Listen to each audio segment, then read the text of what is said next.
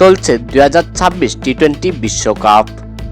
এবারের আসরটি অনুষ্ঠিত হচ্ছে ভারত ও শ্রীলঙ্কায়।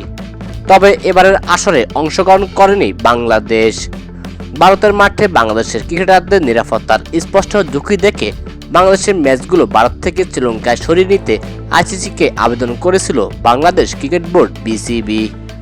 তবে আইসিসি বাংলাদেশের অনুরোধ প্রত্যাখ্যান করে, যার ফলে ভারতের মাঠে বিশ্বকাপ বয়কট করেছে বাংলাদেশ। এবারের বিশ্বকাপে বাংলাদেশ না থাকায় বাংলাদেশকে নিয়ে আফসোস করলেন শ্রীলঙ্কার কিংবদন্তি ক্রিকেটার মুথিয়া মুরলীধরন।